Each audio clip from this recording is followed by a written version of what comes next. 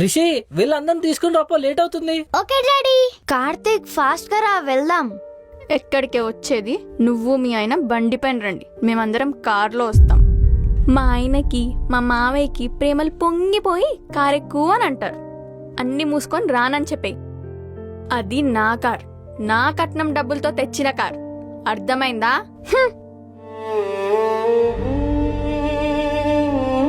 త్వరగా రండిరా, అడ్జస్ట్ అయ్యి వెళ్దాము. హా డాడీ వస్తున్నా. పదరేక.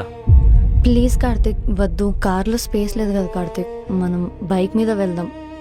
మావయ్యకి నువ్వే చెప్పు. మీరు స్టార్ట్ అవ్వండి డాడీ, నేను రేఖ బైక్ పైన వచ్చేస్తాం. బండి పైన ఎందుకురా, ఎండ కొడుతుంది, కార్లో పోదాందా. రేఖకి కార్ పడదంట ప్రేమ్, వామిటింగ్స్ అవుతాయంట. కార్ అలవాటు లేదు కదా, మనం పోదాం పదా. బా మస్తు హుషారే నువ్వు. మీ ట్రైనింగ్ ఎత్తమ్మా. నువ్వు మీ ఆయన బండి పైన రండి, మేమందరం కార్లో వస్తాం. అది నా కార్, నా కట్నం డబ్బులతో తెచ్చిన కార్. రేఖ నేను ఒకటి అడగొచ్చా? చెప్పు కార్తీక్. అది పాపకి బంగారం కొంటా అంటే నా దగ్గర ఉన్న డబ్బులు మొత్తం అన్నయ్యకి ఇచ్చేసాను. ఒకవేళ నీ దగ్గర ఒక 500 ఉంటే ఇస్తావా? పాపకి 500తో బట్టలు తీసుకుందాం. సరే కార్తీక్, ఉన్నాయి, ఇస్తాను. సరే రేఖ.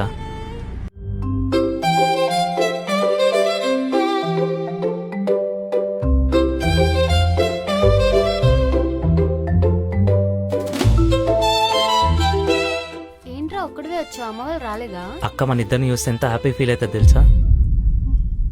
అక్క కూడా ఇక్కడ ఉంది. రే కార్తీక్ ఆగరా. రే తిననెందుకు తెచ్చావురా? ఏమైందక్క? నువ్వు ఒక్కడివే రావాల్సింది కదా, తన్నెందుకు తీసుకొచ్చావు? తనని తేవడం వల్ల ఏమైనా ప్రాబ్లమా అక్క? తెలుసు కదరా మా అత్తమ్మ వాళ్ళ గురించి, వాళ్ళ క్యాస్ట్ అంటే పిచ్చని. నీకు పెళ్ళైన విషయం ఇంట్లో ఎవరికి తెలీదు. ఇప్పుడు తినెవరు అంటే నేనేం చెప్పాలరా? కావాలంటే తనని పంపించి నువ్వు ఒక్కడివే రా కార్తీక్, ప్లీజ్.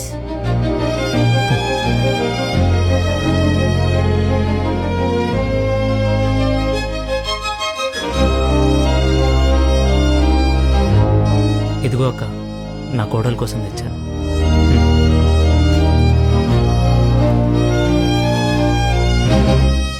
తిని రా అంది, నేను రాలేనక్క, వెళ్ళొస్తాను.